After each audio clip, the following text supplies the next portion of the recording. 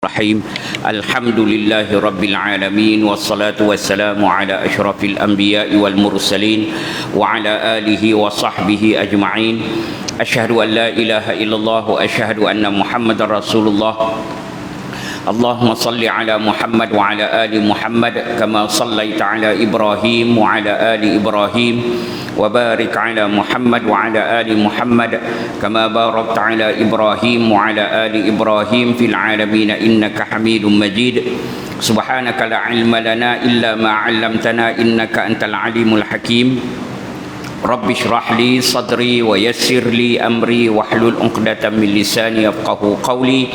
Assalamualaikum warahmatullahi wabarakatuh. Kita mulakan kuliah malam ini dengan membaca Al-Fatihah. A'udzubillahi minasyaitonir rajim. Bismillahirrahmanirrahim. Alhamdulillahi rabbil alamin arrahmanir rahim maliki yaumiddin. Iyyaka na'budu wa iyyaka nasta'in. Ihdinas siratal mustaqim siratal ladzina an'amta 'alaihim ghairil maghdubi 'alaihim waladdallin. Amin. Yang berusaha Tuan Imam, pegawai-pegawai masjid, ahli jawatan kuasa masjid, tuan-tuan, puan-puan, muslimin, muslimat yang dirahmati Allah. Alhamdulillah, syukur kehadrat Allah Subhanahu wa taala dapat sekali lagi malam ini kita sambung pembacaan kitab akhlak seorang muslim. Kita sampai di halaman 294 dan insyaAllah kita akan masuk dalam 2 minggu lagi, kita akan masuk ke tahun baru. Mungkin dalam tahun baru tu kita boleh selesaikan kitab ini. Lebih kurang ada dalam 200 atau 200 lebih begitu je muka surat. Kita akan cuba habiskan. Kemudian kita akan ambil kita buat bacaan kitab yang baru. Nanti kita tengoklah sama ada kitab hadis ataupun kitab sirah, mana-mana yang masih belum ada dalam jadual masjid ni kita penuhkan. Baik, hari ini kita masuk bab 16 di halaman 294 di bawah tajuk mulia dan berhemah. Islam telah memberi petunjuk mengenai kehidupan kaum muslimin, iaitu mengatur soal-soal jasmani dan rohani serta menempatkannya di atas landasan yang benar. Kita dicipta oleh Allah Subhanahu wa taala dan umat Muhammad diberi Al-Quran sebagai buku panduan, manual book. Jadi bagaimana kita nak hidup, nak tadbir bumi ini, semua telah ditentukan, digariskan oleh Allah dan juga melalui rasulnya Nabi Muhammad sallallahu alaihi wasallam. Sebagaimana yang saya pernah sebut beberapa kali lah tempoh hari, bahawa agama Islam ini memang lengkap. Tak ada satu benda pun yang ditinggalkan tanpa ada panduan. Mula dari pagi kita celik mata, semua dah ada panduan. Macam mana nak bangun tidur, apa yang perlu dibuat, Nabi dah bagi petunjuk. Kan, kemudian daripada tempat tidur kita, katil dan sebagainya, kita nak masuk ke tandas, bilik air, apa kita nak buat, kita bangun tengah malam, kemudian kita pergi kerja, berhadapan dengan orang, semua adalah situasi itu, semua ada. Nak potong kuku ada, gunting rambut ada apa saja, bab nikah, kahwin, anak, cerai, berai, semua ada. Jadi Islam dah bagi dah benda tu, berkaitan dengan jasmani dan juga berkaitan dengan rohani. Puasa, macam mana nak puasa, adakah puasa sampai tak makan langsung sepanjang tahun ke, semua ada dah. Ajaran Islam mensejajarkan tuntutan jasmani dan rohani. Ia mencegah supaya jangan sampai unsur yang satu mengalahkan unsur yang lain. Jangan berat sebelah lah. Jangan terlalu rohani sampai tak ambil peduli hal-hal jasmani. Begitu juga yang banyak sekarang ni hal fizikal lah. Hal fizikal yang tu, hal jasmani itu lebih daripada hal rohani. Kerana kedua-duanya merupakan keperluan jasmani dan rohani yang dapat membantu manusia dalam menjalankan kehidupan di dunia untuk menghadapi kehidupannya di akhirat. Berbagai cara perbuatan manusia hanyalah bertujuan sekadar untuk mengenal ruang lingkup kehidupan di dunia sahaja.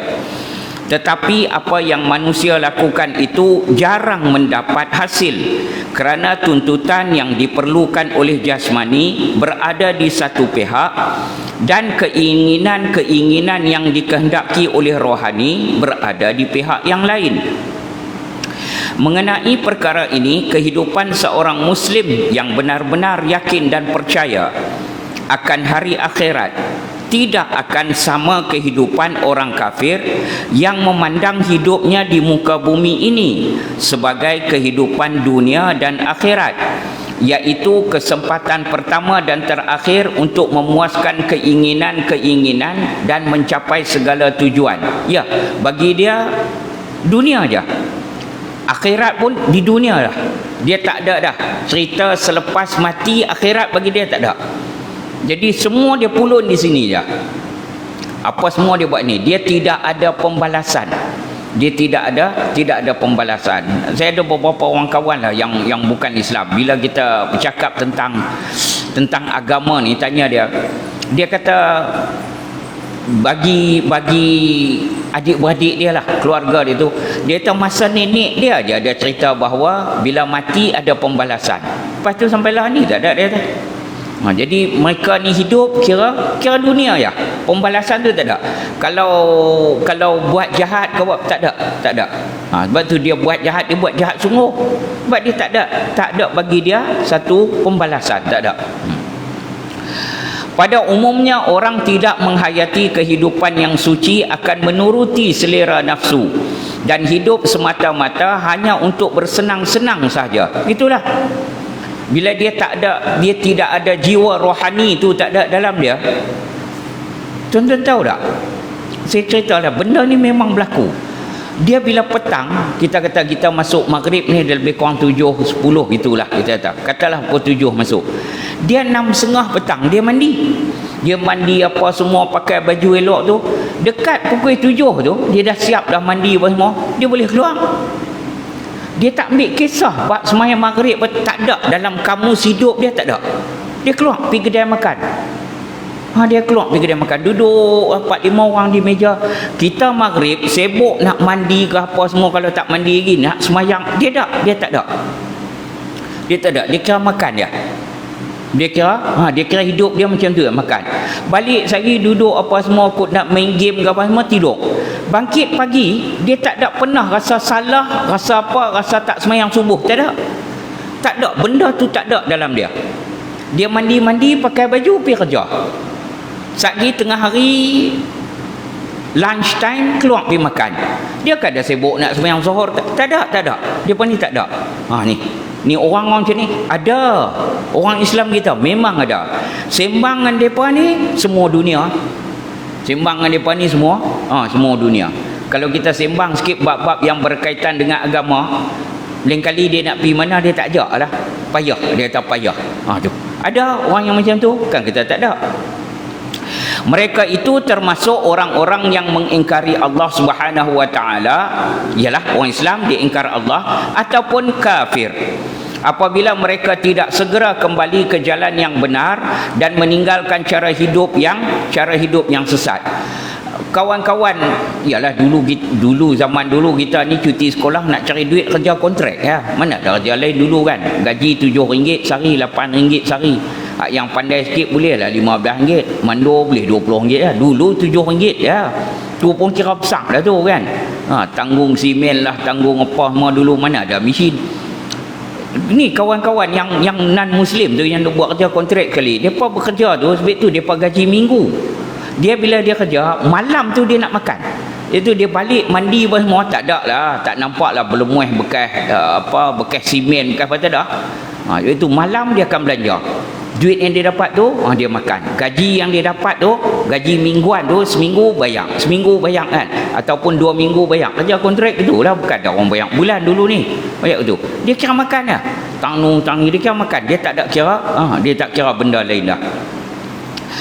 Allah Subhanahu wa taala berfirman, innallaha yudkhilul ladzina amanu wa 'amilus salihati jannatin tajri min tahtihal anhar wal ladzina kafaru yatamatta'una wa ya'kuluna kama ta'kulul an'am wan naru maswal lahum.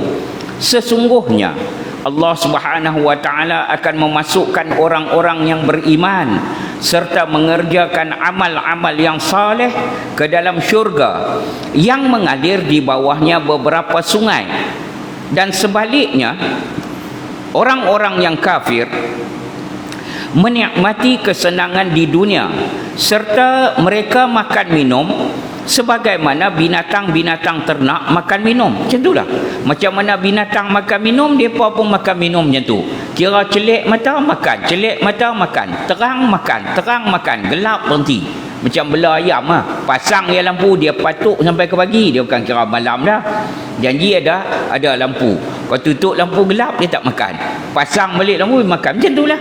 Mereka ni pun macam tu lah. Jaga malam, duk fikir tak mana. Habis tu kedai makan sampai 24 jam pun ada. Pilah pukul apa pun. Ada. Sebab ada golongan manusia yang macam ni. Dia kira makan minum gitu aja. Sedangkan neraka lah menjadi tempat tinggal mereka. Binatang lain lah, dia tidak ada tanggungjawab, berbeza dengan manusia. Allah Subhanahu wa taala berfirman lagi, rubbama yawaddu alladhina kafaru law kanu muslimin zarhum ya'kulu wa yatamatta'u wa yulhihimul amal fasawfa ya'lamun. Ada masanya orang-orang kafir merasa ingin kalaulah mereka telah menjadi orang-orang Islam. Ya, memang itu teringin. Kadang-kadang dia ada teringin nak jadi orang Islam, maksudnya nak jadi baik, kemudian nak dapat balasan di akhirat. Dia nak benda-benda tu semua naknya. Biarkanlah mereka makan dan bersenang lenang dengan kemewahan dunia dan dilalaikan oleh angan-angan dari bertaubat dan insaf. Gitulah. Kira cari duit. Yang nak himpun harta lepas dapat banyak duit, duk fikir kalau dia bisnes nak tambah kedai. Kalau ada rumah nak cari rumah lagi, nak tambah, ada kenderaan gitulah, nak tukar dan sebagainya, nak bermewah-mewah. Kemudian mereka akan mengetahui kelak bencana perbuatan mereka. Kalau dia sedanglah, tapi kebanyakannya bila dah sampai hari akhirat barulah sedang. Rupanya apa yang selama ni orang Islam sebut, apa yang selama ni Nabi Muhammad bawa adalah benar. Memang ada hari kebangkitan, dibangkitkan manusia kembali. Masa tu nak buat apa? Masa tu apa pun dah tak boleh buat apa. Tak ada dah. Masa tu hari itu disebut sebagai hari pembalasan. Di dunia hari amalan, kita buat amal saja. Di akhirat hari pembalasan, bukan hari amalan. Tak ada apa dah. Cara hidup orang kafir berbeza dengan cara hidup orang yang beriman. Mereka bercita-cita untuk memperoleh kebahagiaan di dunia dan di akhirat. Allah Subhanahu wa taala telah berfirman bahawa menginginkan kenikmatan dan kebahagiaan di dalam dua kehidupan itu cara terbaik dalam memusatkan ingatan zikir kepada Allah. Itu ya. Mengenai perkara itu Allah Subhanahu wa taala berfirman, fa idza qadaytum manasikakum fadhkurullaha ka dzikrikum abaakum aw ashadda dzikra faminan nasi man yaqulu rabbana atina fid dunya wama lahu fil akhirati min khalaq wa minhum man yaqulu rabbana atina fid dunya hasanatan wa fil akhirati hasanatan wa qina adzaban nar ulaika lahum nasibum mimma kasabu. Al-Baqarah. Kemudian apabila kamu telah selesai mengerjakan amalan ibadat haji kamu, maka hendaklah kamu menyebut-nyebut dan mengingat Allah dengan membesarkannya. Walaupun dah habis ibadat haji, jangan lupa Allah. Bukan pi buat haji balik mai duk joli pula apa semua tu. Tak kisah apa dah, haji buat dah. Dia duk cakap tu. Dak. Kena lagi ingat Allah. Sebagaimana kamu dulu menyebut-nyebut, memuji-muji datuk nenek kamu. Ini orang jahiliah dulu. Bahkan dengan sebutan yang lebih lagi.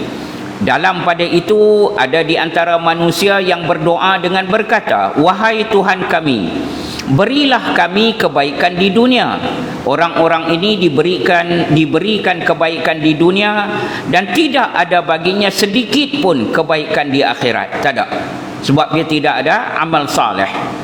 Dan di antara mereka pula ada yang berdoa dengan berkata, wahai Tuhan kami, berilah kami kebaikan di dunia dan kebaikan di akhirat, dan peliharalah kami dari azab neraka. Tuh, dua-dua sekali.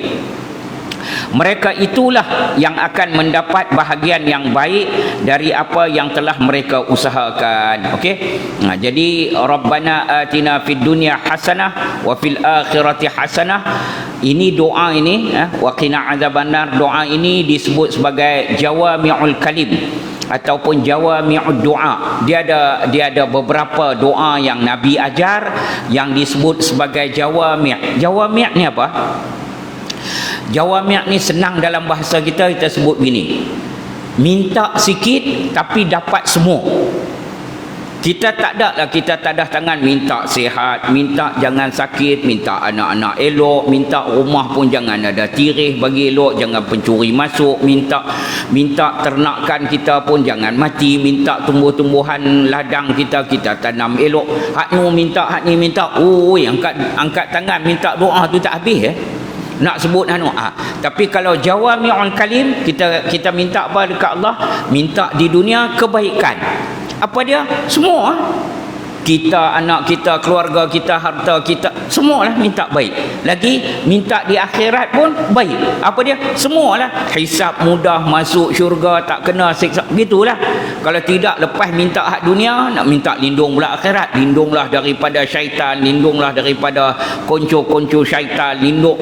Banyak nak minta. Sebab tu Nabi ajak kita disebut jawami'ul kalim ataupun jawami'ud doa. Sebut sikit tapi dia dapat banyak. Antara lain, Allahumma inna nas'alukal afwa wal afiyah fid dunya wal akhirah. Tu pun dia disebut sebagai jawami'ul kalim. Tu doa yang pendek tapi dia meliputi semua. Jadi kalau nak mudah, tuan-tuan bacalah doa tu nah. Doa tu boleh dapat dalam kitab Al-Adabul Mufrad. Dia tu banyak, dalam tu ada. Baik. Allah Subhanahu wa taala telah berfirman memerintahkan supaya manusia bekerja dan berusaha untuk memperolehi kenikmatan di dunia dan akhirat. Kena usaha, kena kerja. Nak dapat dunia pun kena usaha, kena kerja. Nak dapat yang akhirat pun kena usaha, kena kerja. Subuhlah ni lewat, kita bangkit pukul 5 pun dan lagi semayanglah tahajud buat 2 rakaat, semayang taubat buat 2 rakaat, nanti tutup dengan witir 3 rakaat. Kalau nak buat semayang hajat 2 rakaat buat, dan sempat bangkit ke 5 tu sempatlah sebelum subuh. Kena usahalah. Tu yang kata ni yang kata apa? Kena usaha. Nak pahala lebih, subuh mai datang ke masjid kan. Masa-masa lain pun semayang datang ke masjid. Kena usahalah. Dia bukan boleh sebut itu satgi insya nak semayang masjid, sebut mai dak pun tak jadi. Dia tak boleh macam tu kan. Dia kena usaha. Ad-dunya mazra'atul akhirah. Nah disebut dia dunia ini adalah ladang bagi akhirat. Sebab tu kita di dunia ni amalan, kita kena amal. Di akhirat barulah ada balasan. Allah Subhanahu wa taala telah berfirman, wabtaghi fima atakallahu ad-daral akhirah wa la tansa nasibaka minad dunya wa ahsin kama ahsanallahu ilaik wa la tabghil fasada fil ard innallaha la yuhibbul mufsidin. Dan tuntutlah dengan harta kekayaan yang telah dikurniakan Allah kepadamu akan pahala dan kebahagiaan hari akhirat. Jadi harta dunia pun tuntut, pahala pun cari. Dan janganlah engkau melupakan bahagianmu, keperluanmu dan bekalanmu dari dunia, dan berbuat baiklah kepada hamba-hamba Allah sebagaimana Allah berbuat baik kepadamu dengan pemberian nikmatnya yang melimpah-limpah. Dan janganlah engkau melakukan kerosakan di muka bumi. Sesungguhnya Allah tidak suka kepada orang-orang yang berbuat kerosakan. Berdasarkan kaedah tersebut, Islam mengingatkan kita supaya jangan menjadi hamba perut. Tu dia. Jadi hamba perut. Macam tadi lah kan. Haiwan begitulah, hamba pun. Kita jangan macam tu. Hidup hanya untuk makan dan minum, atau sibuk memakan berbagai macam makanan dan minuman. Ya. Kalau kita tengok ni akhir-akhir zaman gitulah. Buka dalam Facebook ke dalam TikTok dalam apa, dia pergi kedai makan, dia ambil gambar, dia share dengan kita. Tu tunjuk kan. Bukanlah ada benda-benda apa yang dia nak, bukan ada benda kod, ada apa potongan ayat Quran ke, potongan hadis ke yang boleh dikongsikan supaya jadi panduan. Ada yang buat begitu, tapi kebanyakannya tunjuk makan. Mau tak mau macam musim lah ni, durian payah dapat. Dia boleh dapat durian tu, dia ambil gambar bulan tu, bagi semua orang pakai tengok kan. Gitu lah. Kalau dia berniaga lain lah. Dia berniaga makanan. Dia nak post benda tu sebagai iklan, tak ada masalah. Tapi kebanyakan itu, tengah hari pun ambil gambar, malam pun ambil gambar, semua tunjuk makan minum ya, kan? Jangan jadi hamba perut. Sentiasa kenyang dengan kelazatan dan kenikmatan, serta gembira dan tenang dengannya. Tu dapat makan, senyum tak ada apa. Jika tidak kenyang, maka dia cepat marah. Lalu menyalahkan takdir yang tidak adil terhadap dirinya. Gitulah dia bising kan. Orang yang sibuk memenuhi perutnya dengan makanan yang serba lazat dan enak, tidak akan dapat melaksanakan tugas-tugas besar yang mulia. Itu dia. Tugas besar yang mulia bukan orang yang macam tu lah. Orang yang sentiasa kenyang, badan gemuk, elok, berminyak. Dia bukan macam tu. Kita tengok ni yang duk ada lah ni. Mujahidin Palestin ni orang yang macam mana? Bukan yang kaki makan, yang sembahyang dia, puasa dia, semua dia jaga. Dia jaga dengan elok. Bolehkah tentera-tentera tu badan gempai bulat-bulat gitu lah?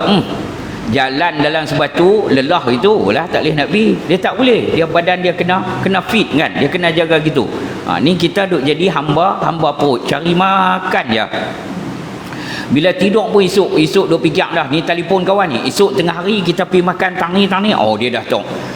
Tengah duk makan tengah hari tu, atok dah malam lagi nak pergi mana pula? Nak makan di sana, makan sini. Tu. Tak habis-habis cerita makan. Mereka menjadi malas dan tidak mahu berjuang dan berkorban. Ya, betul.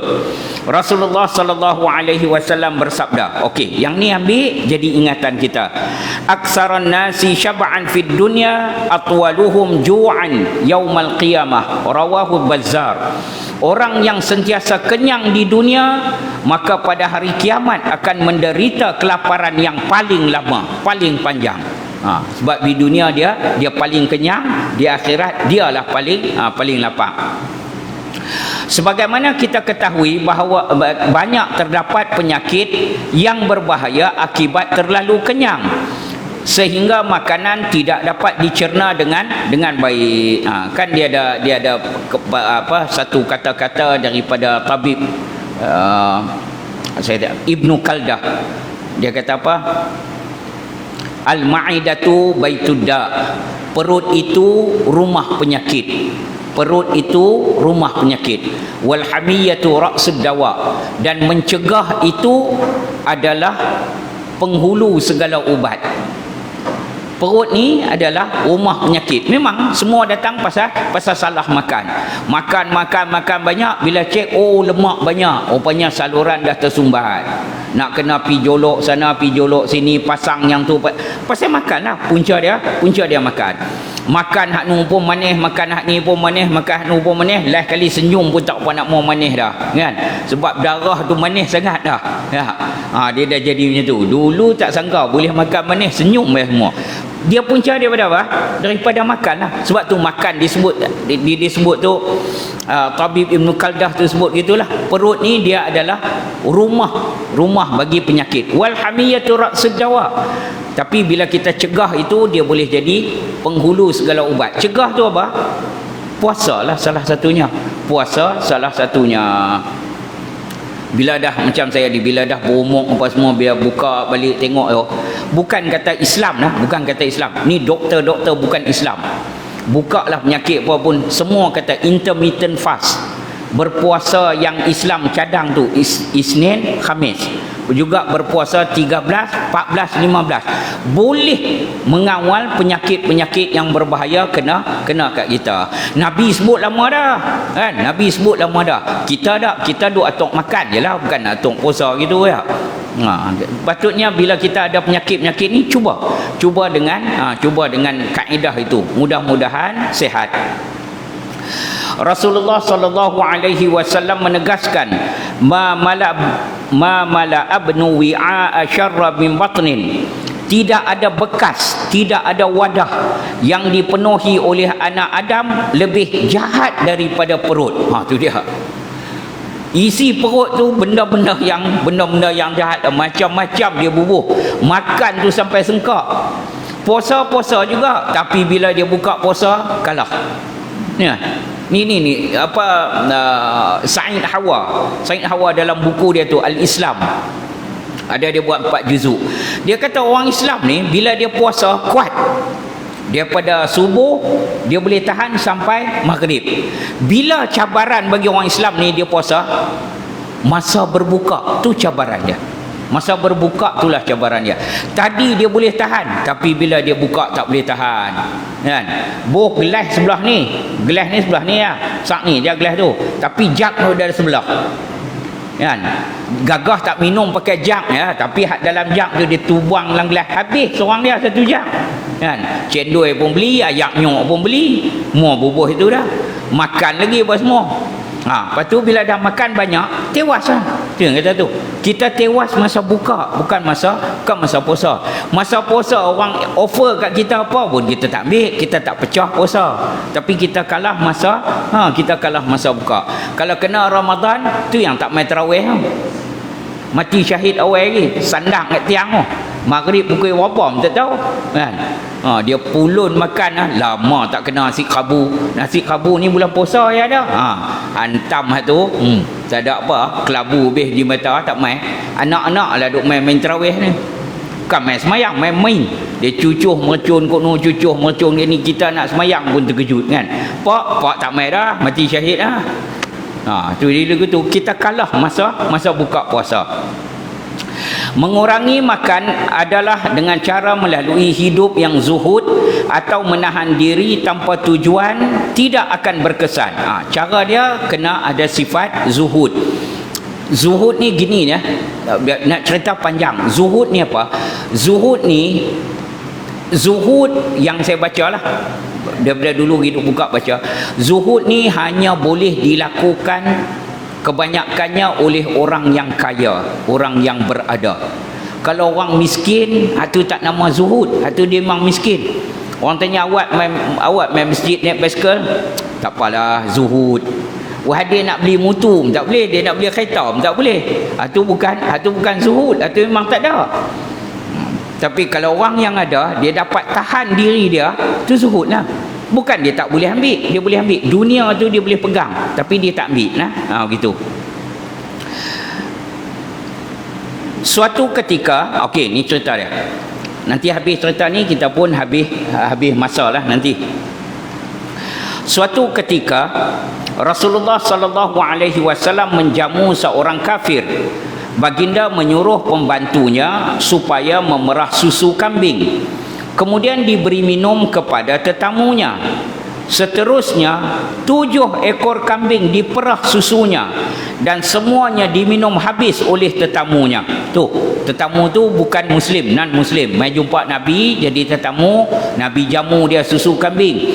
Bukan sekok kambing, sampai 7 ekor kambing kena perah. Dia duduk minum. Keesokan harinya tamu itu memeluk Islam. Kemudian terbuka hati dia, dapat hidayat, dia pun masuk Islam. Rasulullah sallallahu alaihi wasallam memerintahkan pembantunya memerah susu lagi dari seekor kambing. Ketika hendak diperah susu dari kambing yang lain, tamu yang baru memeluk Islam itu menolak. Ketika itu Rasulullah sallallahu alaihi wasallam berucap, innal mu'mina la yashrabu fi mi'an wahid wal kafiru yashrabu fi sab'ati am'a. Rawahu Muslim. Bukhari ada, Muslim ada hadis ni. Seorang yang beriman minum untuk mengisi satu perut sedangkan orang kafir minum untuk mengisi 7 perut. Dia sebenarnya setiap kali saya sebut tu, bila ada bilangan bukan tepat, maksudnya 1/7 tepat itu tak. Dia nak cerita 1 tu sikit, 7 tu banyak. Artinya orang Islam kalau dia makan dia minum sikit. Orang bukan Islam kalau dia makan dia minum banyak. Jadi kalau kita yang mengaku Islam pi makan banyak, tak tepat maksudnya tak tepat, kena jaga Hadis ini daripada Abdullah bin Umar. Abdullah bin Umar ni nak cerita sikit Abdullah bin Umar yang berkaitan dengan hadis ni. Dia tidak akan makan sehingga ada orang miskin makan bersamanya. Dia bila dia nak makan, dia akan cari orang miskin, ajak duduk makan bersama dengan dia. Gitu Lagi tak jumpa orang miskin dia tak akan makan sekali. Dan dia ni orang yang rajin puasa lah. Tapi bila dia pergi tempat orang miskin, dia akan jamu orang miskin dan dia akan buka puasa. Dia tak puasa sebab nak jamu orang miskin. Orang tanya dia pasal apa yang duduk pergi buka puasa. Dia kata orang miskin ni kadang-kadang bukan boleh makan tiap hari pun, 2 hari sekali baru nak boleh makan. Kita boleh makan tiap-tiap hari. Hari yang kita ajak dia makan, buat apa kita nak puasa? Kita ra'i dia lah, bagi dia sonok. Sebab itu puasa sunat. Ketika menolak pemberian susu dari seekor kambing lain, orang yang baru memeluk Islam itu sedar bahawa dirinya telah berpindah dari kegelapan dan kebodohan kepada kebenaran. Dia sedar akan kedudukannya di hadapan Allah, memahami kewajipan-kewajipan agama dan menginsafi balasan di akhirat. Sikapnya yang menolak tambahan susu itu disebabkan oleh perhatiannya yang besar untuk memperoleh martabat hidup yang lebih tinggi setelah memeluk Islam. Bukan makan minum itu yang menjadi utama. Yang menjadi utama adalah ibadat dia kepada Allah. Melihat realiti zaman ini, kita dapati ramai orang berusaha dengan bersungguh-sungguh untuk mengejar makanan yang lazat, yang mana pada hakikatnya tidak bernilai. Pada hakikatnya tak bernilai. Tengok orang nak buat ni kot ni pun ada lah. Bila kita buka tengok di Kedah pun ada, bukan kata tempat lain. Abang ni ada pot baru makan, piduk tunjuk sotong bakar macam ni, ikan bakar macam ni, lembu bakar, habis semua juk. Esok dia pergi kedai lain pula, piduk abang makan dia macam ni. Semua dia tunjuk, semua kedai makan. Inilah ni, nak pergi cari makanan yang lazat yang dia fikir tu. Sedangkan hakikat kehidupan bukan yang itu. Hakikat kehidupan bukan yang tu. Sedap ni, nak kata, guru saya sebut lah, dia mungkin dia ambil daripada pembacaan dia. Sedap ni sejengkai Sedap yang kata nikmat sedap tu sejengkai Mana lidah ni lah, daripada dalam sampai luar tu kalau kita tarik panjang sejengkai. Itulah. Lepas pada kengkung ada bunyi sedap dia. Tak ada dah. Sedap tu lalu kot lidah tu je. Bukan panjang mana pun. Yang nak sedap tu sikit je. Tapi begitulah.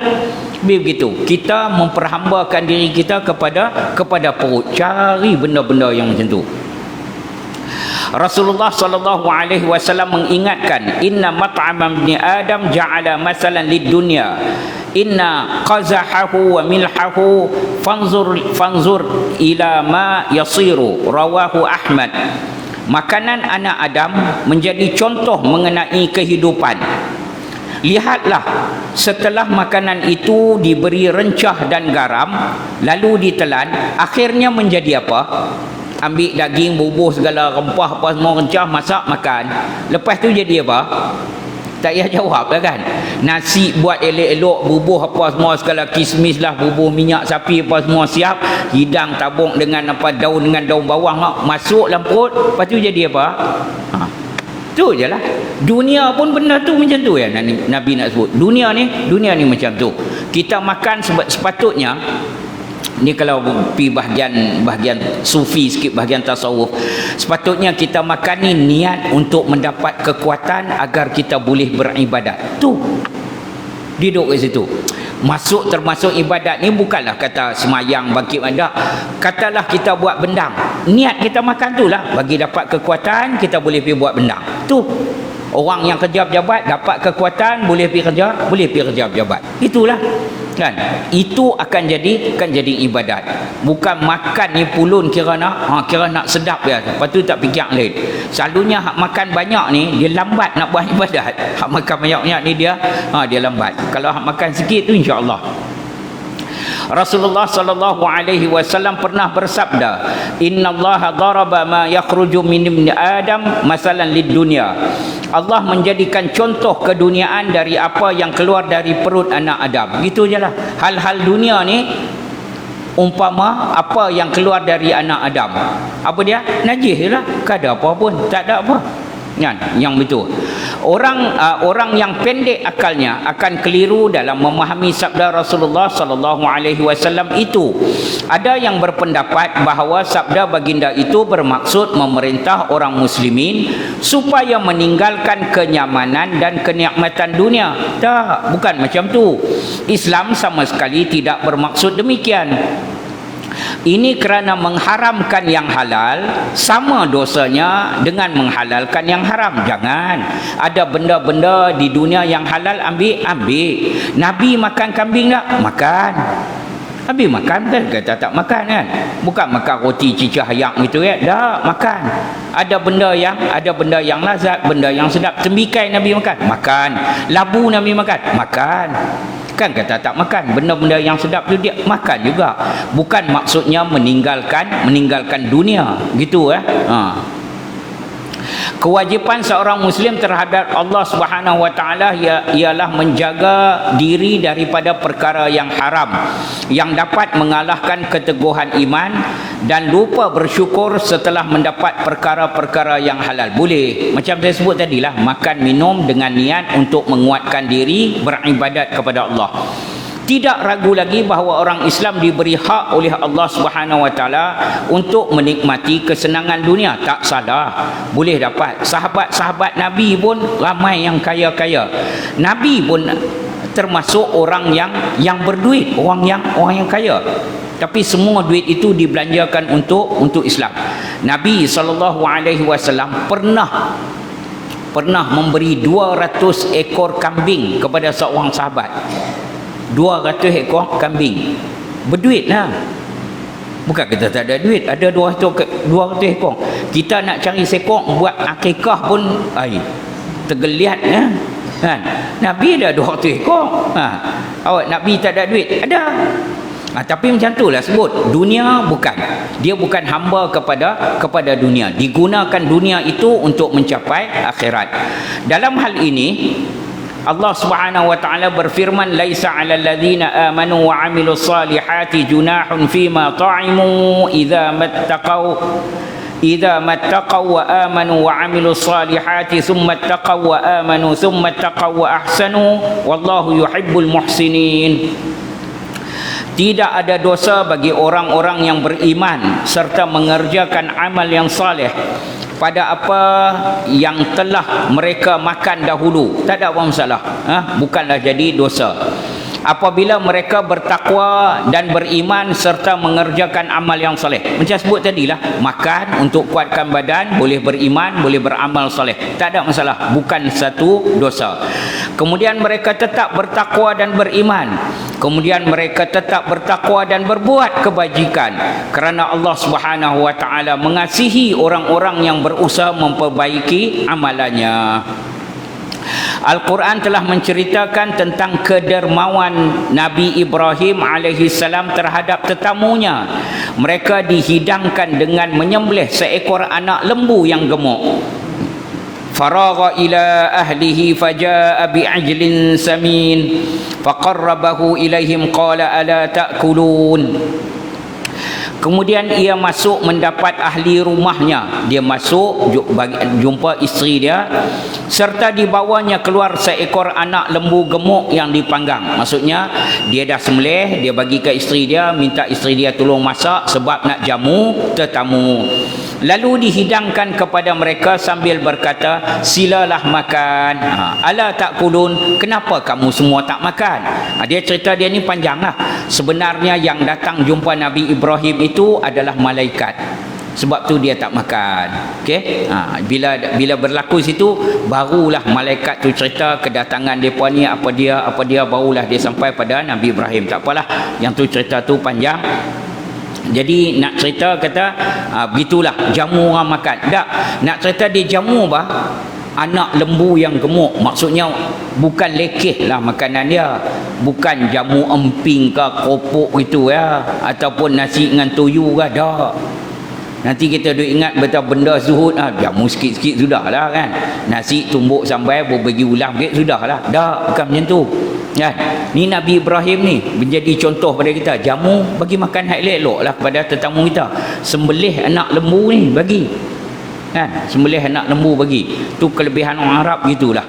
Jadi bukan kata tak boleh makan, boleh makan. Benda lazat boleh makan, boleh makan, tak masalah. Benda sedap boleh makan, boleh makan. Tapi jangan jadi hamba perut. Itu saja. Makan untuk kekuatan kita buat ibadat. Kita berhenti setakat ni dulu. InsyaAllah kita akan sambung lagi pada masa yang akan datang. Aqulu qawli hadha wa astaghfirullahal azim. Subhanakallahumma wa bihamdik asyhadu an la ilaha illa anta astaghfiruka wa atubu ilaik. Bismillahirrahmanirrahim. Allahumma anfa'na bima 'allamtana wa 'allimna ma yanfa'una wa zidna ilma. Wa sallallahu ala khairi khalqihi Muhammad wa ala alihi wa sahbihi wa baraka wa sallam. Walhamdulillahi rabbil alamin.